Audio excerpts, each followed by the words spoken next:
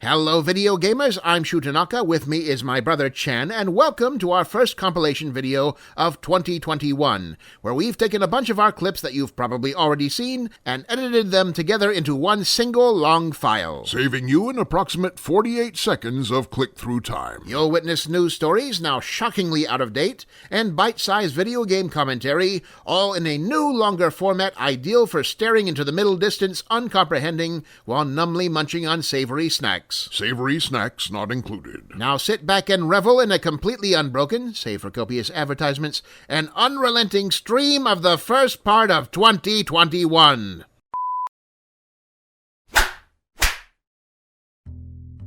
So I don't get what's been going on with GameStop this past week. Why has the price of its stock been jumping around so much? Because people on Reddit with names like Rumble Gopher and Thick Uncle 420 said that it should. I feel that this still leaves some questions unanswered. Let's back up a bit, Arnie. Do you know what a short is? 1/4 of a pair of pants? Very close. In terms of the stock market, a short is a legal agreement in which Broker A borrows a number of shares from Broker B with the understanding that Broker A will be returning them on a set date. Why would he want to borrow shares if he just has to give them back? Is it good luck to carry shares around? Does he just scatter them around his apartment for a couple weeks to give it an air of wealth on loan? Quite the opposite. Like all stocks, the value of the shares Broker A has borrowed are constantly changing. Broker A has borrowed the shares so that he can immediately sell them at their current value. So this is like when I let you borrow my ukulele and it ended up in your yard sale. Well, no. In this situation, Broker B knows that Broker A is planning to sell the shares and doesn't spend the next 4 years bringing it up in every conversation. It was an accident, Arnie. Broker B knows that Broker A is selling his shares and he's okay with that? Remember, Arnie, that Broker A is legally bound to give the shares back to Broker B at some specific point in the future. That means that after he sells them, he has to buy the same shares back at whatever their new value may be by that point. The key to understanding this, Arnie, is that Broker A only initiates a short on stocks that he thinks are going to go down in value. Let's say that when he borrows the shares, they're $10 a piece, but by the time he has to buy them back, they fall into $6.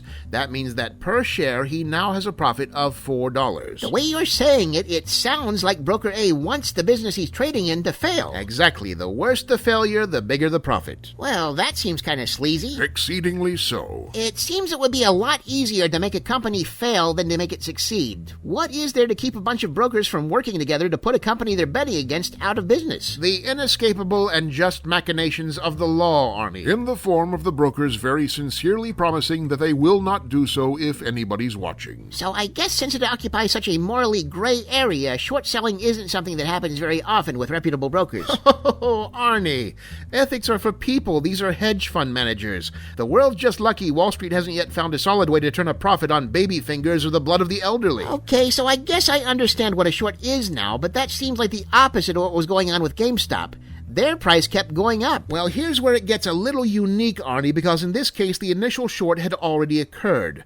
Multiple hedge funds had already set their sights on the struggling GameStop corporation, which at the time was on a solidly downward trend, and in so doing had already bet more shares in the company than actually existed. Wait, how can you borrow more shares than actually exist? Oh, wizards or something. Anyway, some knowledgeable individuals on Reddit noticed that this had happened, and in so doing saw an opportunity. To make money? Most likely, but that's not what actually rallied the crowds. No, remember that a short sell only works if the value of the shares goes down. If they cost less than what Broker A sold them for, he makes a profit. But if the price goes up, and remember, he's legally obligated to buy them back at a specific date to return them to Broker B, no matter what they cost at that time, Broker A faces potentially unlimited losses. As it turns out, while Redditors will show some minor enthusiasm for the occasional get-rich-quick scheme, they really get excited at the prospect of tanking a parasitic hedge fund. And that's exactly what happened. By turning it into a social media trend, vastly large numbers of ordinary internet folks bought shares of GameStop stock, driving the price through the roof and in doing so wiping out billions of dollars from hedge fund short sellers. A good time was had by all. And so what, are all the people on Reddit rich now? Well, it's not that simple. See, this is where the differences between investing for profit and investing to rub hedge fund managers' noses in their own poop start to emerge. In this case, it's important to understand that despite the current high stock price, GameStop shares are massively overvalued right now. I thought the value was whatever the market will bear. Well, yes, for as long as it does, but in a strict Darwinian survival of the fittest sense, GameStop is still GameStop, a struggling brick-and-mortar chain in an increasingly digital world whose business strategies still largely revolve around strong-arming you into pre-orders and buying your used physical copy of The Last of Us 2 for 80-cent store credit. There's a reason the sharks were circling. And so at some point, inevitably, people are going to start cashing out en masse, which will cause the share prices to rapidly devalue.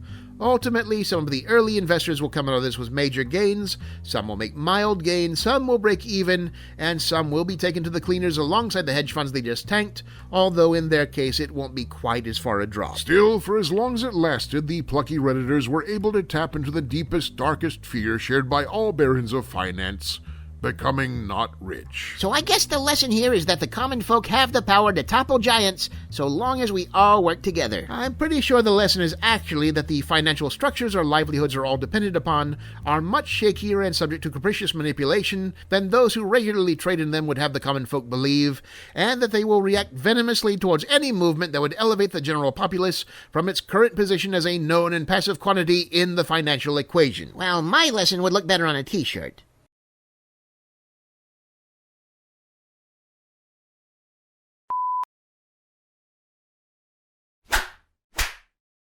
I find it a little discouraging, brother, that over the past decade of innovation, open-world video game immersion really hasn't progressed far beyond the level of 2011 Skyrim. The game where you can steal a shopkeeper's entire inventory while standing directly in front of them by placing a bucket over their head. Yes, Chen, very precisely that game. You realize that silly interaction, born of equal parts experimentation, avarice, and sheer unbridled goofiness, hasn't been replicated in newer games, not because NPCs have gotten too intelligent for it to work, but because newer games don't even aspire to that minimal level of simulation. Want to shoplift in Grand Theft Auto 5, a franchise that you'd think would have some fairly robust theft mechanics?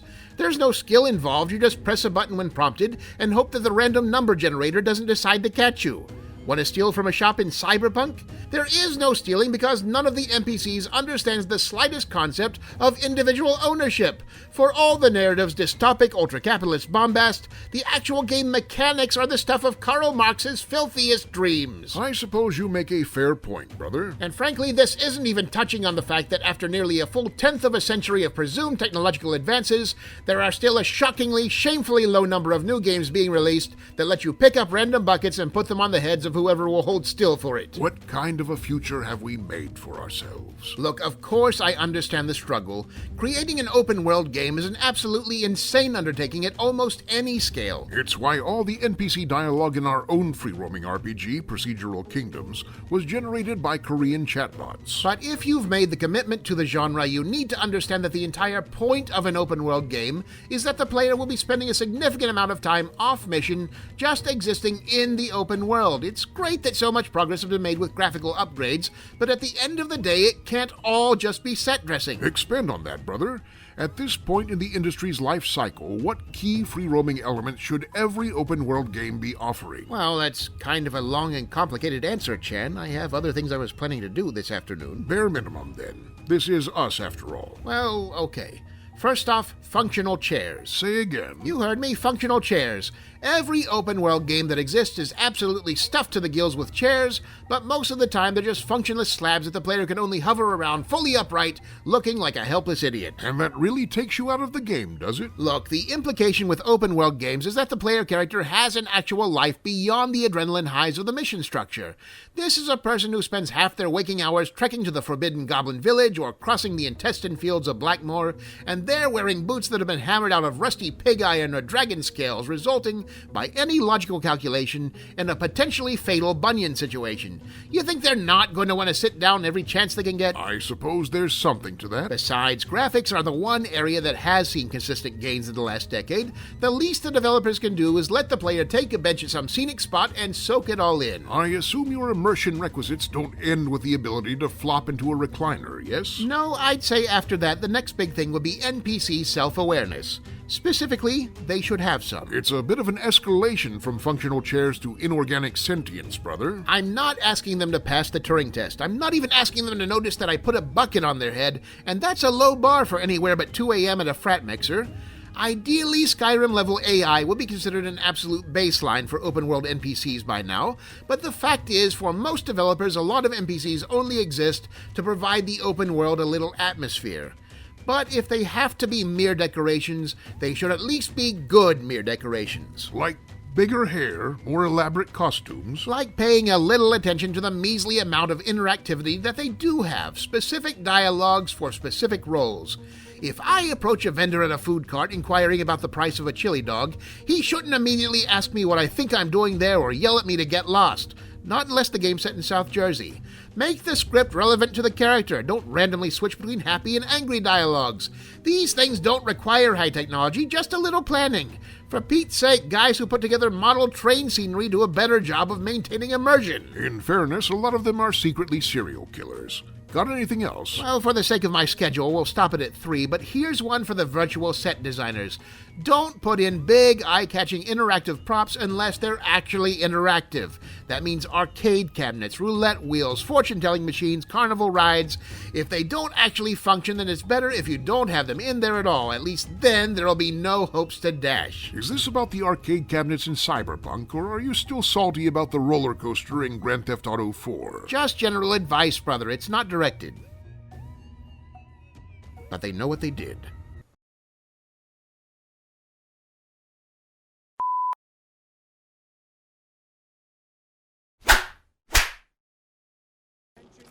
My basic strategy when dealing with a stealth title is to carefully and methodically depopulate the entire area of all patrolling security personnel before attempting any action against the main target. Yes, Chan, I have personally witnessed you successfully stretch a 5-minute mission across the span of 2.5 hours with on-screen motion only detectable through time-lapse photography. I find it very impressive. Thank you, brother. That you managed to stay awake the entire time. It's not a playstyle that lends itself to spectators. You've never had the patience for proper stealth gaming, Brother Shu. Probably true, but counterpoint, this is not proper stealth. Stealth means you're sneaking in and out unnoticed. What you're doing is some kind of insane pick-them-off one-by-one serial killer shtick. Nobody sees me. In real life, Chan, people tend to notice when 20 of their coworkers mysteriously disappear, particularly if they work in an area that normally requires 20 people to guard it.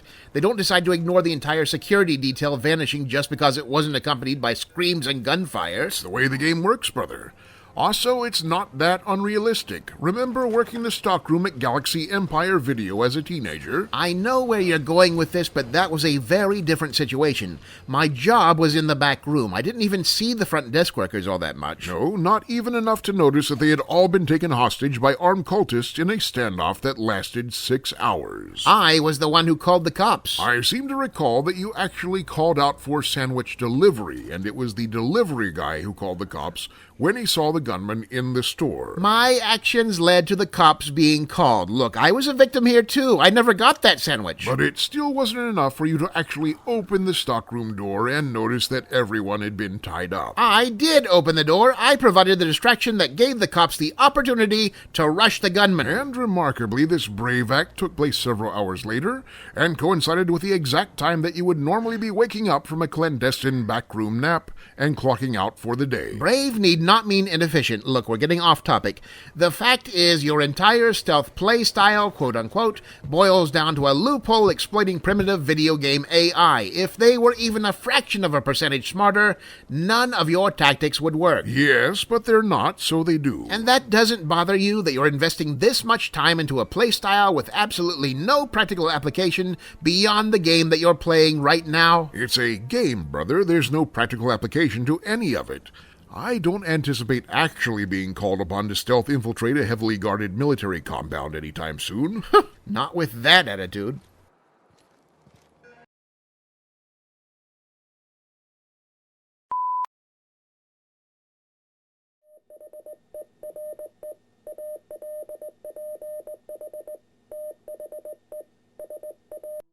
This week, in news that has aroused the passions of both VR enthusiasts and anti-nausea pill manufacturers across the globe, Sony has announced a new iteration of its popular PSVR virtual reality headset, tentatively titled the PSVR 2. I didn't see that in the press release, brother. Well, they didn't actually name it in the press release, they just said it was a next-generation VR system, but I'm not going to go through this whole video calling it a next-generation VR system every time. I still have laundry to do this morning. The announcement of a new PlayStation 5 specific VR headset isn't entirely unexpected, but official confirmation no doubt comes as a relief to nervous supporters of the PS4 version. Yes, while the current PSVR has enjoyed a measure of success as one of the most popular VR headsets to date, virtual reality is still something of a niche technology on consoles, with Xbox so far skipping it entirely and Nintendo releasing some kind of do-it-yourself science fair gizmo made out of cardboard and twist ties and unicorn whiskers. Basically, a next generation was never guaranteed. Right, so official word from Sony is a big deal, an extremely positive sign not just for PlayStation owners,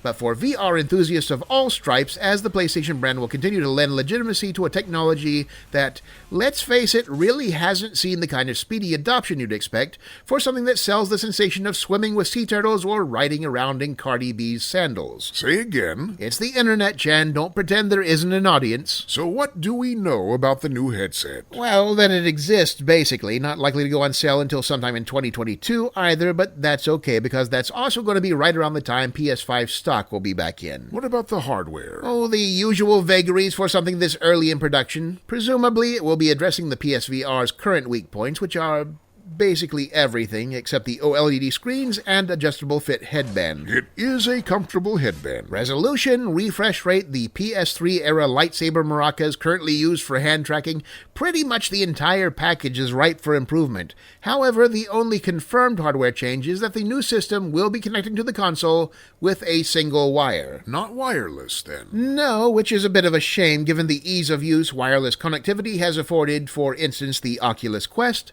But at the same time, no one can deny that it's a significant improvement over the current PSVR system, in which one connects to the console using the Borg Queen's spinal column. Sony reports that the development community has already begun working on software for the new system, and given the nebulous nature of the hardware at this time, it seems likely that the new headset's capabilities will be in line with most major PC VR systems. Could this perhaps lead to a PlayStation 5 port of Half-Life Alyx? Well, it wouldn't be the first time Valve developed for console, and it would make sense given that the only direct follow-up to one of the world's biggest video game franchises has, after nearly a full year since release, still only been played by about the same number of people it would take to fill a high school football stadium in Wisconsin. In any case, expect more on this story as it develops. And remember, in virtual reality, no one can see you scratch yourself. We actually can, brother. I've been meaning to talk to you about that. Until next time, video gamers.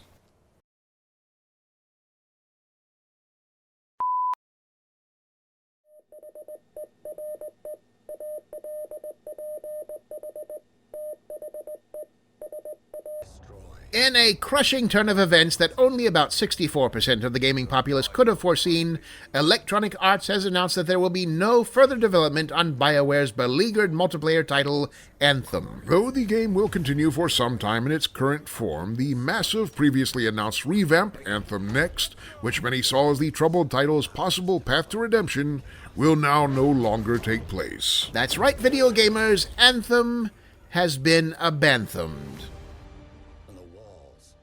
Well, it's not like I'll get the chance to say it very often in the future, now will I? Frankly, brother, you don't seem particularly broken up about the whole thing. Well, frankly, Chan, I'm not. I know this is the internet, and every video game turkey, no matter how boring or unplayable, has its fans.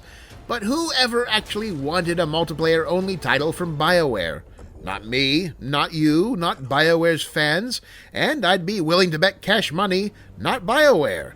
The only entity that I can definitively say was ever pulling for a live service BioWare game was Electronic Arts, and they take care of ailing franchises like a rancher takes care of a horse with a broken leg. Reportedly, BioWare will now be focusing its energies on the next entries in the Mass Effect and Dragon Age RPG series. As well they should. Keeping them securely in their lane, brother. I am hardly against a developer branching out, Chan. Look at our own output, which ranges from action-packed military shooters like Victory Giblets to strategic strategic science fantasy role-playing games like Galaxy of the Cyber Elves. To say nothing of our line of vitamin-fortified breakfast cereals. Quite so. Game development is a blank canvas for the creatively minded, and far be it for me to typecast an entire studio. But when it comes to traditionally single-player studios spontaneously manifesting a heretofore unknown desire to switch to online-only live service gaming, be they BioWare or Bethesda, my intuition tells me that these desires come less from the heart and more from the investors. So in the long view, do you consider this a good or bad thing for BioWare? Well, refocusing on single-player is certainly a positive for the immediate future, brother, but a lot depends on whether this return to form represents some sort of genuine epiphany on Electronic Arts' part, or if it's just a side effect of EA doing what EA likes to do best, swat down underperforming franchises rather than spend the resources to fix them. They do seem to enjoy administering Old Yeller's rabies treatment. I wouldn't be willing to bet money either way. At the very least, I do hope that Anthem's grave will serve as a reminder that the live service road does not immediately lead to financial success. And that fix it in the patch may not be the soundest development strategy. Not so loud, Chen, that's one of ours. Until next time, video gamers.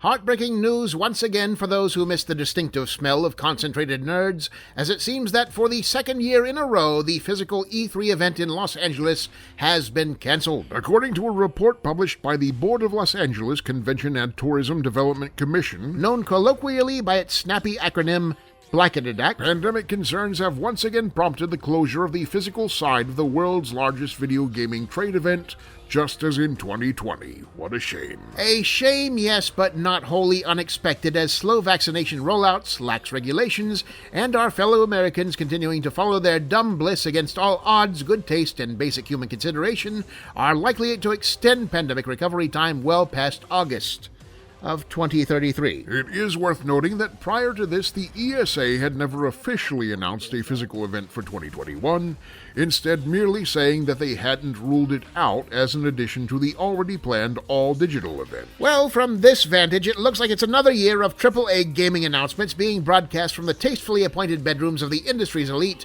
unseen wonders of technology revealed between Zoom meeting glitches and interruptions from the family cat. It's almost too dismal to bear. There, brother. It just wears on you, you know? You slog all the way through winter, and once you're out the other side, you get hit with the most banal Groundhog's Day reset imaginable. If it makes you feel any better, Shu, the years that you did attend E3, mostly all you did was complain about it. Yes, but what a fragrant, vibrant variety of grievances they were. Would the lines be too long? Would the attendees be too smelly? Did my luggage get sent to Peru? What happened to the booth in the 12 minutes I was away that made every surface sticky? These are the concerns of a living, breathing, and in some unfortunate cases, secreting event. It is difficult to muster the same level of crowd enthusiasm for a major gaming announcement while watching it on a 4-inch tall cell phone screen. Still, there are undeniable benefits to attending a major game industry event from home. Really? Do tell. Well, comfort for one. Convention centers are always just a little too warm for the number and or personal hygiene level of their attendees. Having control over the thermostat means you never have to confront the disturbing question of why a technology-focused trade show is so mysteriously damp. Well, fair enough, though I was really looking for something a bit more significant than thermostat control. Temperature is only one component of comfort, brother. Home participation also exempts you from, for instance, convention floor dress codes. I'll stop you right there, Chen. Whatever novelty conducting one's daily business in unlaundered sweatpants may have once had at the beginning of last April is long gone by now. Not that it would ever have made much of an impact in a space with the odor profile of the E3 Expo. It was like wearing a mask made out of corn chips, gym shorts, and one sad little pine tree air freshener. On the bright side, the LA Convention Center is one of the few places that could truly benefit from 2 years of airing out.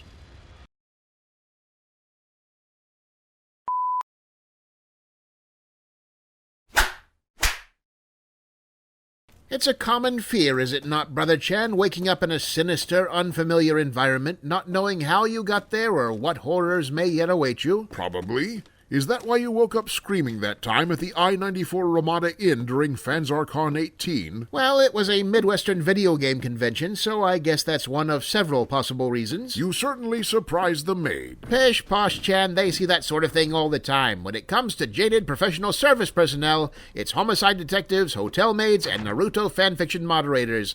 Trust me, I'm not the worst thing she walked in on that day. We clearly do not tip enough. We're getting off topic, Chan. What I was saying is that disorientation, dread, the basis of all fears lies in the murky depths of the unknown. I'm not sure about that, brother. If a man is chasing you with a chainsaw, I'm fairly certain you can still be afraid even with a relatively solid mental grasp on what he's planning.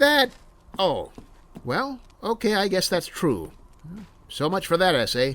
So, what are we doing for lunch? Oh, hold on, brother. I think the nature of fear still merits significant investigation, particularly for developers like us. I really wasn't planning to do any deep research on the subject, brother. It's just that I'd agreed to do a series of think pieces for Controller Smash last month, and they're coming due. Content for the content gods, you know. Still, there's no denying our last survival horror title, Corridors of Blood and also Little Dried Bristly Bits, fell a bit short in the scare department. Well, that can hardly be helped, can it? This isn't some Great Depression-era cinema where a guy making scary faces with a flashlight under his chin caused women to faint and puke in terror. This is the modern video gaming landscape where people's heads routinely explode in mainstream action titles. Bug Snacks is a madness-soaked Cronenbergian body horror hellscape, and it has an E rating. How are you supposed to shake that audience? Perhaps the greatest impact now lies not in attempting to shock the audience, brother, but in creating an atmosphere that gets under their skin. An atmosphere that unsettles, that subtly tilts their worldview in disturbing directions. Like finding out an entire internet of seemingly normal people all secretly harbored a strong but unspoken attraction to gigantic, matronly, antebellum chic vampire ladies. That wasn't exactly what I was getting at, but you have to admit it's a twist. They do know she kills them at the end, yes? Praying mantids seem to make it work. I think we'll stick to the exploding heads.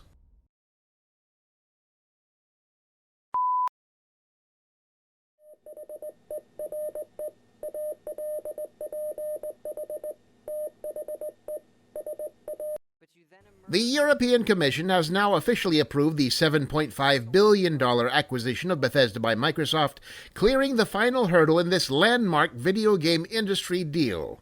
So thank you, European Commission.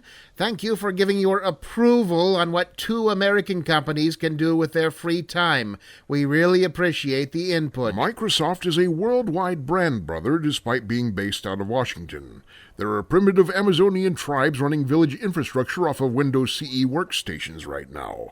A company with that level of global impact is going to be subject to global regulation. Well, fine. It's not like I have a dog in the fight anyway.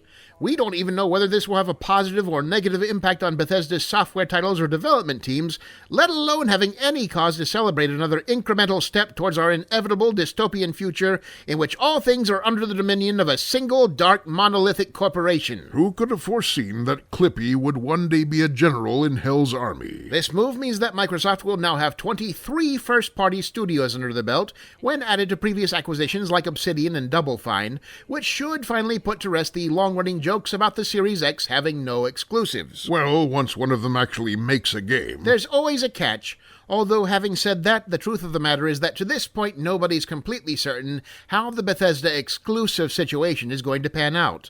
It would be almost unthinkable for massive, previously multi-platform franchises like The Elder Scrolls, Fallout, and Doom to suddenly be locked to one console, but then only a year ago it would have been almost unthinkable for Microsoft to be buying Bethesda. We live in an age of corporate wonders. What we do know is that at least some of Bethesda's new IPs going forward will be exclusive to Xbox and PC, making this an undeniable feather in the cap of the already robust Xbox Game Pass service, but raising even more questions elsewhere, such as the multi-platform fate of Bethesda's upcoming Starfield. Along the same lines, given that Bethesda has been one of the few major publishers to have significantly supported VR technology, with a VR remake of Doom 3 even arriving on PlayStation VR this very month, we can only wonder what impact on future development being tied to the completely VR-less Xbox family finally, this will have? These questions and more were distinctly not answered by either the short announcement video or blog post published by Xbox on the morning of the acquisition,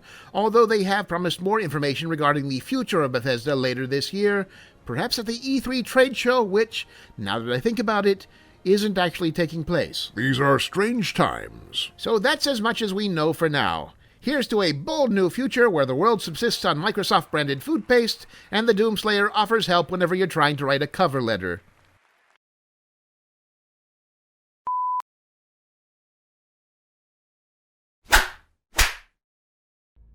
We're a solid 4 months beyond launch date, video gamers, and it's still next to impossible for the average civilian on the hunt to encounter a PlayStation 5 or Xbox Series X console out in the wild, whether online, in stores, or simply grazing in the fields. With demand still far outpacing supply and the shortage expected to last well into the second quarter of this year, desperate console seekers are left with ever-increasingly extreme options for hardware procurement, such as paying dangerously inflated scalpers' prices on eBay, Shady after-hours Craigslist deals, daring, heavily guarded warehouse heists, bartering the long-term indentured servitude of a less favored relative, or murder.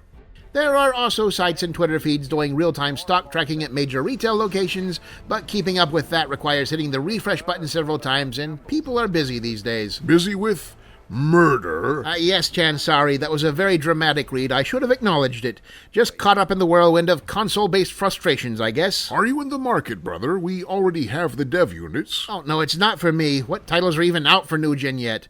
I'm in no rush to play a game I already own, slightly shinier edition.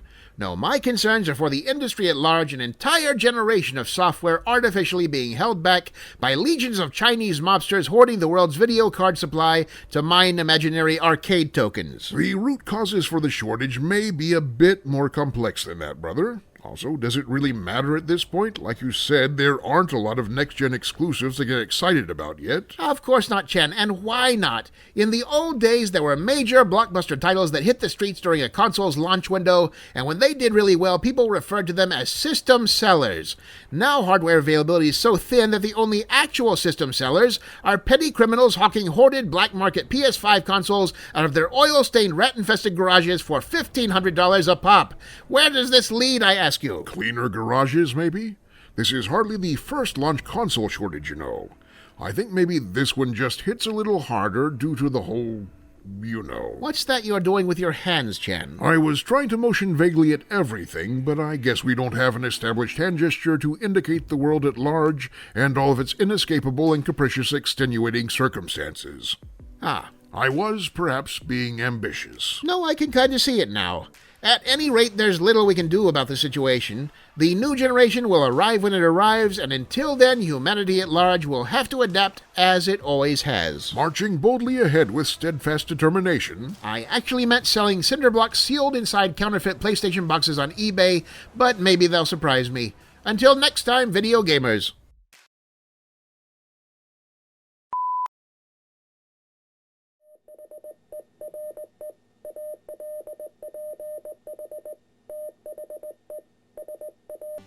A disturbance was felt on March 10th in the mystical, and yet somehow simultaneously hairy, energy field generated by all middle-aged nerds following the announcement that morning of the retro 80s-style throwback beat-em-up Teenage Mutant Ninja Turtles Shredder's Revenge. No dead canaries in this nostalgia mine. Evoking the visual designs of both the popular 1980s animated TV show version and its subsequent tie-in arcade games, Shredder's Revenge from developer Tribute Games looks to be both a worthy successor to the franchise and a warm blanket to gamers in their late 30s and early 40s as it swaddles them and reassures them that, against all evidence, they are still relevant. Sadly, the world has diminishing need of men who can reliably identify which of the turtles is a party dude. It's a foolish businessman who scoffs at the nostalgia market, brother. Indeed, what more magical combination can there be for a publisher than a person desperately chasing the lost comforts of childhood, but with the income of depressingly advanced adulthood unencumbered by the expenses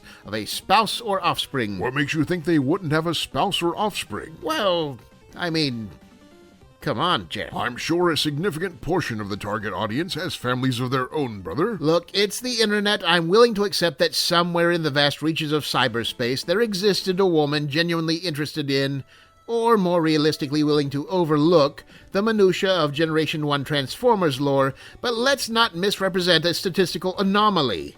In this life, you get companionship or biker mice from Mars, not both. Has it occurred to you, brother, that there likely exists a nostalgia market for women as well? Are the biker mice from Mars on it?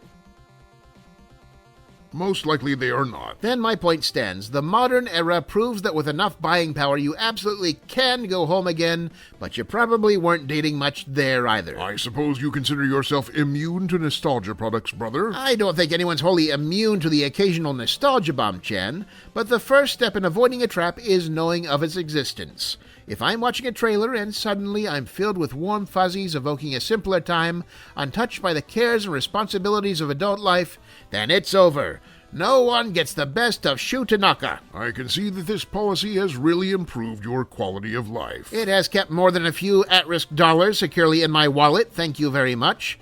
The past is done, Chan, and while we may learn from it, the path of wisdom is such that we must never let it hold sway over that which is in the here and now. A moving sentiment, brother. And one I live by. So to be clear, you do not feel any particular preference for the cute 1980s yellow jumpsuited cartoon version of April O'Neil, being that she is a relic of the past? It is apparent to me, Chan, that you don't understand the subtle nuances separating decisions born of foolish nostalgia versus those of comparative quality analysis. I do understand that you had clipped out pictures of her in your junior high Trapper Keeper. Until next time, video gamers.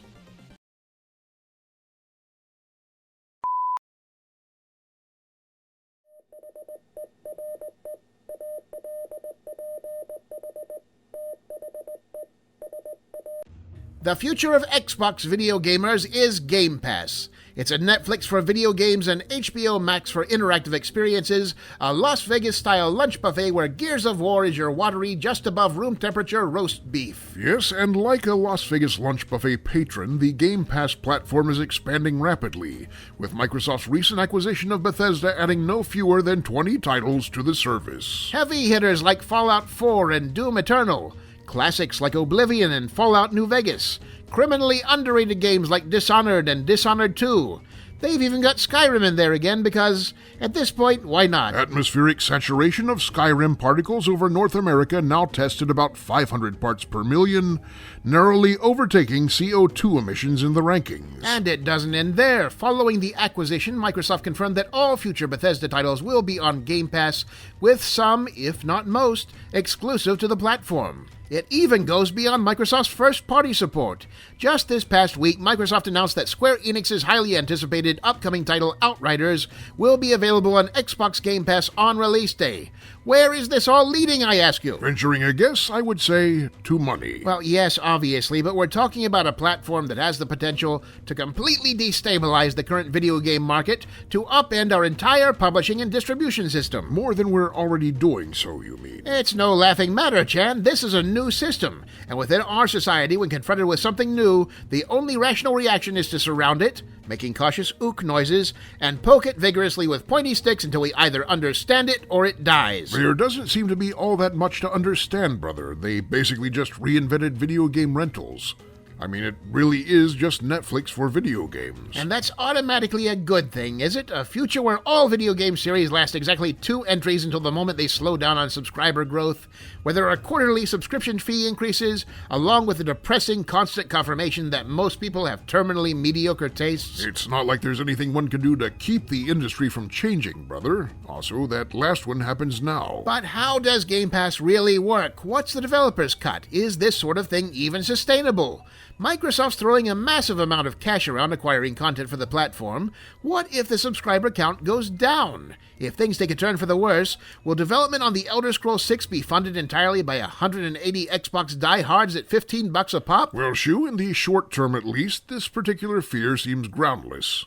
Game Pass is doing extremely well, and on the strength of its content acquisitions alone, it's likely to continue the upward trend. So you're saying we have to kill it before it gets too large? You're a true futurist, brother.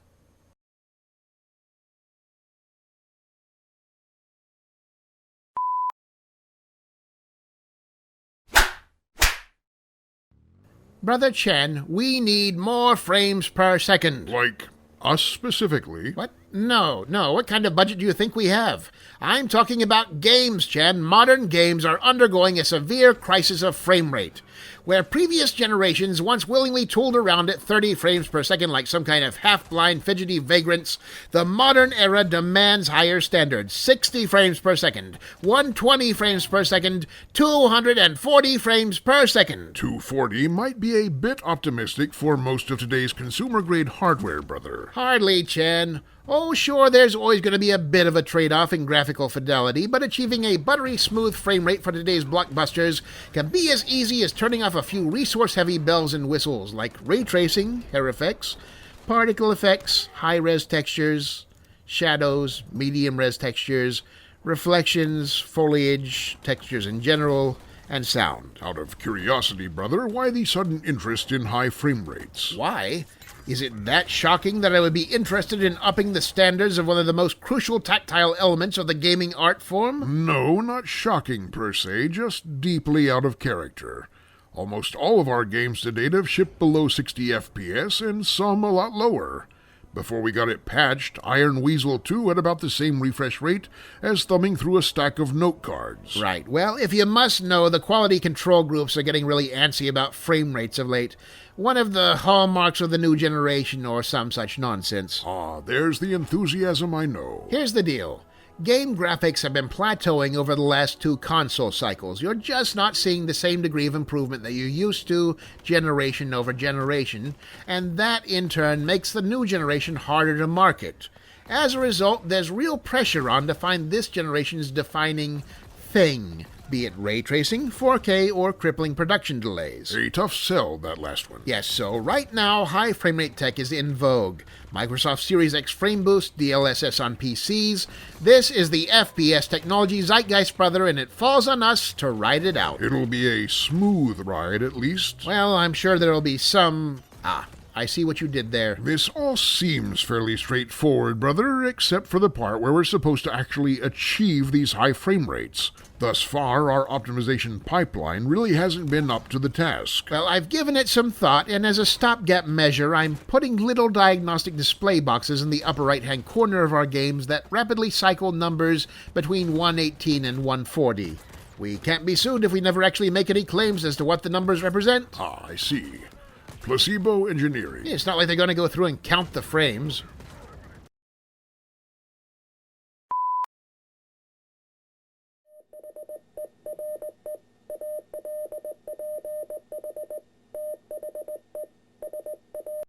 Sony has just unveiled new information about their upcoming PlayStation 5 virtual reality system, this time releasing details about the new PSVR controllers. Can we cue that photo up, Arnie? Yes? On the console, Arnie, the one you're looking at. Right, yeah, I see it. I just, with the mouse. Just click on the photo in the folder and drag it into the frame. We could theoretically just hire a trained actual technical assistant, brother. Yes, but then we'd have to pay him in actual dollars. Arnie's major advantage is a willingness to labor within the barter system. I'm dragging. The photo of the controllers, Arnie. Do you want this pack of Slim Jims or not?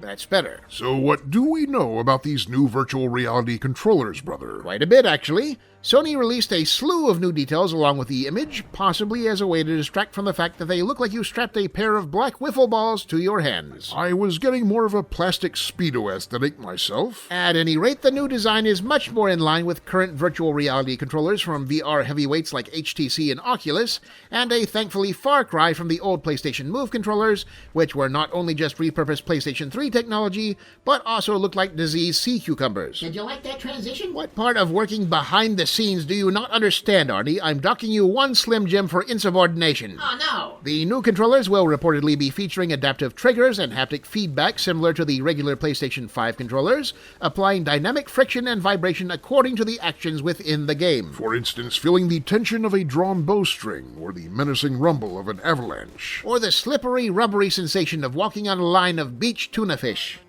Well, yes, that too, I suppose. I had a dream about it. That's fine, we can move on. It's not that I want it to happen, but I have a pretty good idea what it would feel like if it did, and I'm curious to see how accurate I am.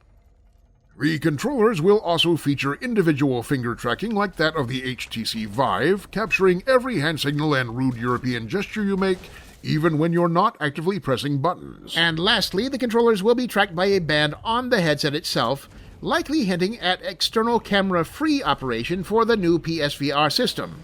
Now you can be spied on from your own head. Sony reports that these controllers will be on their way to developers very soon, so we'll likely have more information on the new system and its games in the coming months. Until next time, Too soon, Arnie. That's 2 Slim Jims. Oh, come on.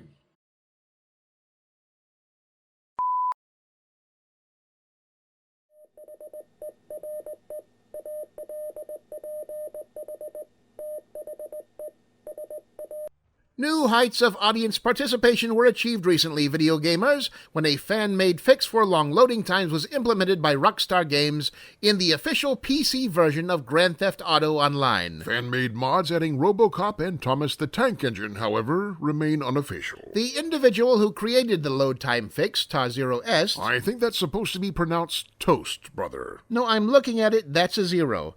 T0ST. Yes, it's a 0, but that's merely fanciful internet username stylization. It's supposed to be pronounced toast. I'm not seeing a letter A in there. Well, again, brother. Or a number 4, or whatever would be the most leet character substitution, or however the kids describe it these days. It's toast, brother. However it's spelled, it's just supposed to be pronounced toast. Honestly, you didn't have this problem with the movie 7. If we're just abandoning civilization and tossing all the rules of spelling out to the pigs, brother, then how can you be sure that it's not actually a stylized spelling of the word tossed? Because it's spelled like...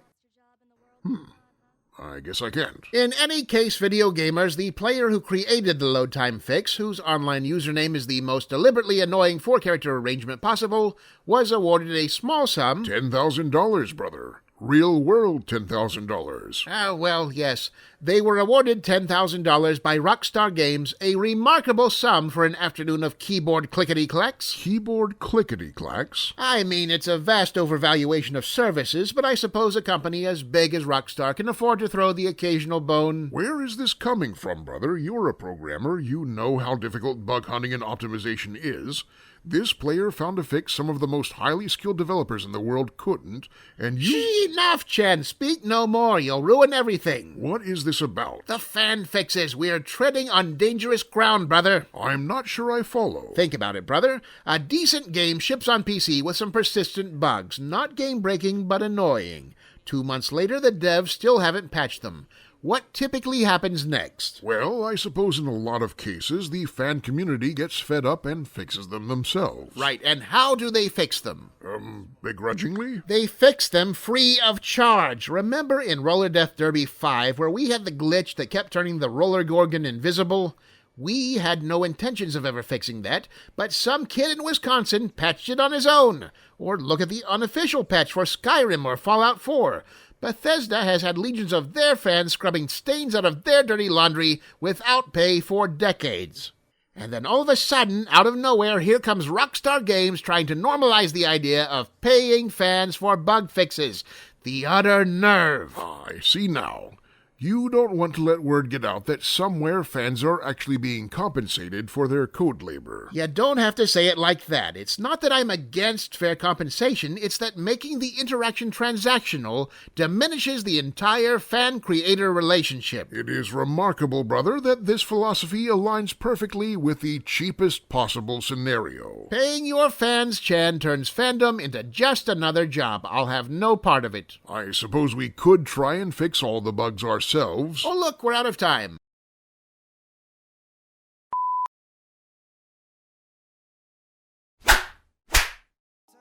Do you want to know what I did today, brother? Step outside for the first time in 5 months? Well, no. We've got windows, brother. I can take it on faith that the tactile elements of the great outdoors are still there, at least until it warms up a bit.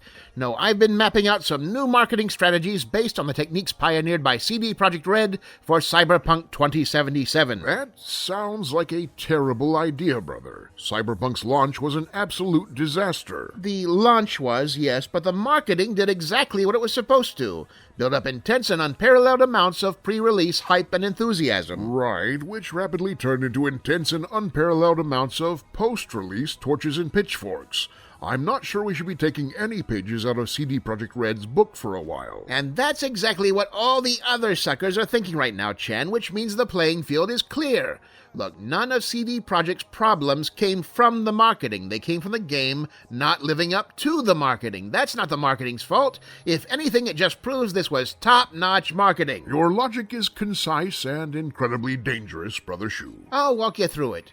The first step is to release an intriguing CG teaser trailer 8 years before the game is actually released. Well, if we've got 8 years to prepare... Oh, well, no, I have no intention of waiting 8 years for a payday, brother. I'll be 8 years older by then. My idea is to release a teaser trailer, but backdate it so it looks like we uploaded it 6 years ago. And we'll just trust that somehow nobody on the internet will notice that they've never seen it before. You remember the 2013 Cyberpunk teaser trailer?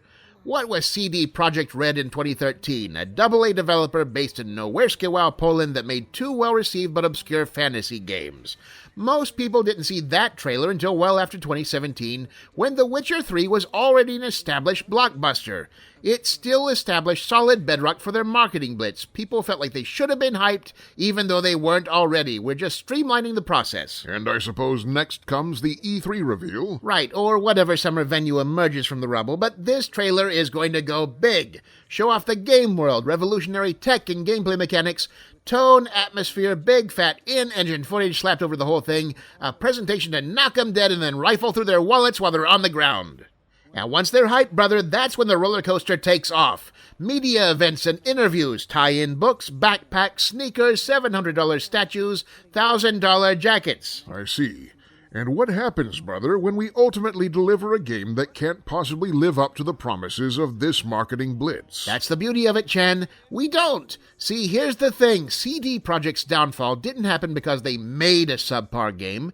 It happened because they actually released it. A rookie mistake. I've timed it out, brother. For a large-scale single-player game, the spotlight stays on for about 4 months. After that, unless there's a patch, DLC, human interest story, or new scandal, that game might as well have never existed. All we have to do is wait out the clock. So, wait. You mean that we don't ever actually make the game? Exactly. Oh, we'll say that we did, but we'll also never commit to a release date window. Instead, we'll ride our marketing wave and sell our tie-in merchandise until the supply is completely depleted, and then we just go dark for 4 months, scrub all the ads and social media, and pretend that the whole thing never happened. If anybody asks about it, we act like they're crazy, chalk it all up to some 4chan, deep-fake pranksters, and some kind of Sinbad and Shazam alternate universe madness. I do get some undertones of madness from this, brother. Can you honestly say CD Projekt wouldn't have been better off if they'd gone this route? We'll see you next time, video gamers.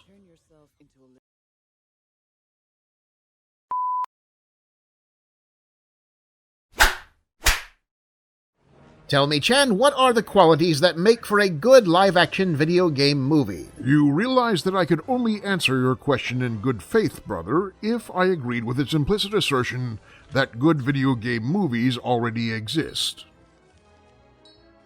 Tell me, Chen, what are the qualities that make for a tolerable video game movie? Now we're on solid ground.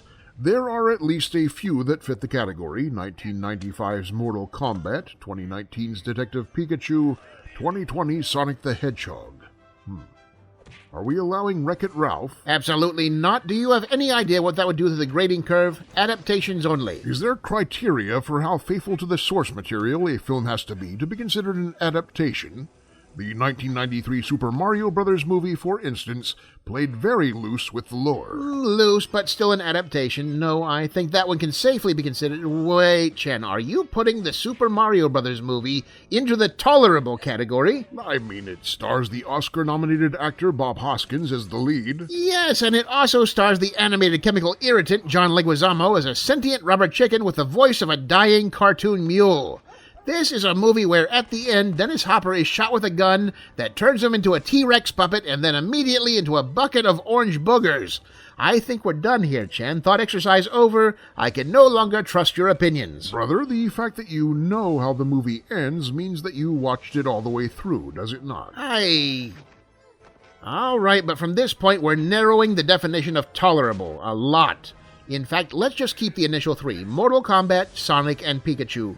What elements do these films share that effectively remove the social stigma of admitting to having voluntarily watched them? Well, I suppose none of them turned Dennis Hopper into boogers. A reasonable start. They also did adhere fairly close to their source material, with the caveat that 2/3 of their source material consists of interdimensional MMA tournament and exceptionally quick rodent thwarts whiskery evil, which, now that I think about it, is also the setup for Speedy Gonzalez. Careful with that, Chen. I know for a fact that Sonic the Hedgehog fans would find that summation of the lore terribly reductive, and they're everywhere. They're basically Hydra. Out of curiosity, brother, why the sudden interest in live-action game adaptations? Well, because they're an inevitability, Chen, that's why. Back in the 90s, Mortal Kombat, the Mario Brothers movie, those were only experiments, producers testing the waters with niche media properties. Detective Pikachu and Sonic, on the other hand, are practically nostalgia products now. Everyone plays video games. It's no surprise that we're getting a Fallout TV series, a Minecraft movie, or a Cyberpunk anime. Well, okay, that last one's a little surprising, but it takes a long time to put a media deal together. Heck, the Uncharted movie has been in pre-production so long that their first choice to play Nathan Drake was Errol Flynn. It all boils down to this. Video games are Hollywood's next big property mine, and we want to be prepared for it, so that our beloved intellectual property doesn't get ruined by talentless amateur night cinematic hacks. Fair enough. I mean, not when it can be ruined by established industry professionals instead. They pay better. We'll see you next time, video gamers.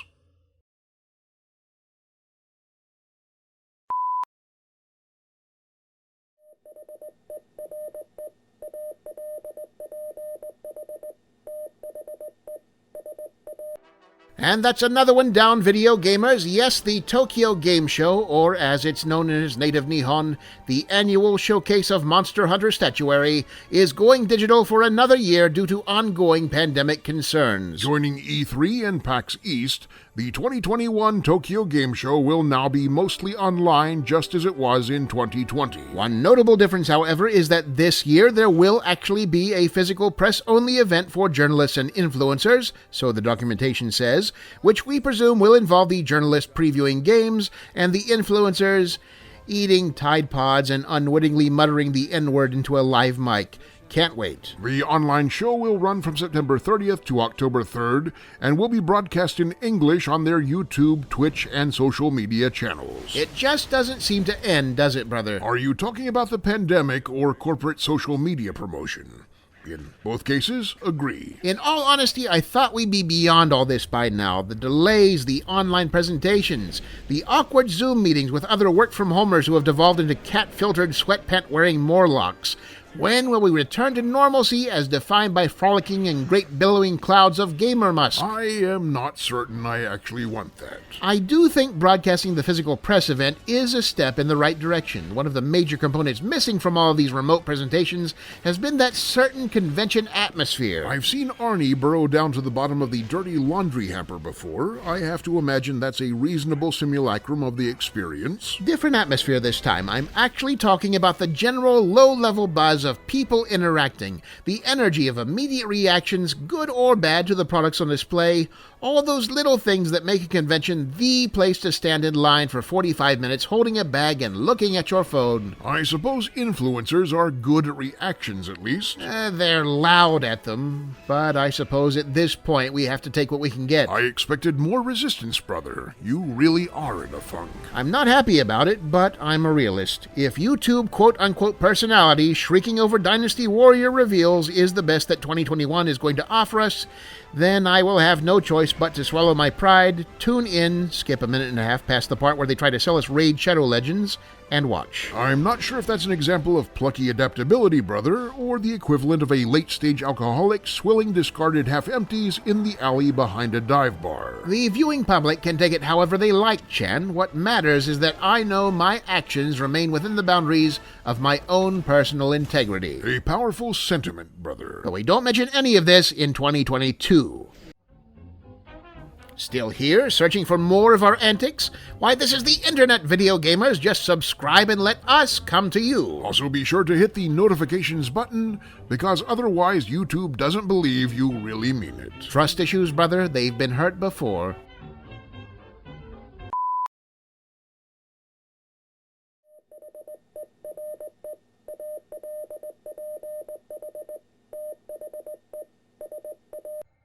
The ESA has now made it official, video gamers. Following the cancellation of its 2020 show and a subsequent wave of unwarranted nostalgia brought upon by plague dementia, the E3 Expo will be returning this year as an all-digital event from June 12th to the 15th. Confirmed participants include Nintendo, Xbox, Capcom, and Ubisoft. And how is this news again, brother? This is basically what everyone guessed was going to happen after we learned a few weeks back that the physical event wasn't going forward. Well, it's officially confirmed now, Chen. As a wise man once said, rumor may shake the windows of society, but with confirmation you can sell breaded merchandise. Which wise man was that again? Pretty sure it was Sun Tzu. In any case, while this is yet another digital presentation, it is at least coagulating into a more focused event than last year's summer-long news smear, where the gaming reveals were stretched out so thin that we were building whole news cycles around a 30-second teaser trailer for the Fast and Furious game. Metacritic score, a single grainy photo of a sick groundhog. The industry just doesn't put out enough compelling content to fill up that much consecutive airtime, particularly in a year when we're counting putting on actual pants as a major personal achievement. In fairness, Brother Shu, I would really appreciate you doing so. There's a table, Chan. You can't see anything. I still know it's there.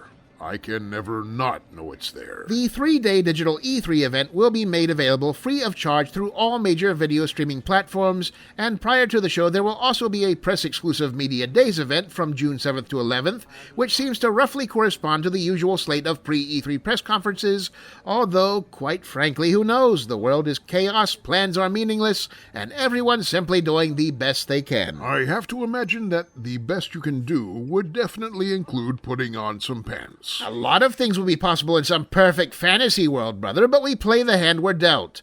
Look at the convention-going masses starving for the simple joys of standing in line for an hour to play 5 minutes of some indeterminate Tom Clancy game. That's pathetic enough to start with, and now even this measly pleasure has been ripped away. But do they despair? I mean, why start now? They persevere, Chen. After all, the way most Americans experience it, the Super Bowl itself is nothing but a combination television show and snack tray. It's only right and proper that in times of crisis, the world's largest video gaming exposition be reimagined as a live stream vehicle for chicken wing and Doritos consumption. I suppose working through 3/4 of a Meatapalooza pizza in one sitting is a challenge that most gamers will be able to rise to. So stand fast, video gamers. We shall pass through the heart of this storm, separate but together, loaded up on Cheetos and ranch dip, and we shall meet again in 2022, wiser and presumably a little fatter. Godspeed. Please put on some pants. Like the video gamers? We have more such wonders to show you, and all you have to do is subscribe and hit the notifications button. I mean, you don't have to. Also consider becoming a patron by following the link to our Patreon page, where we turn your cash into videos, comics, and games using the darkest of dark magics. But mostly just cash.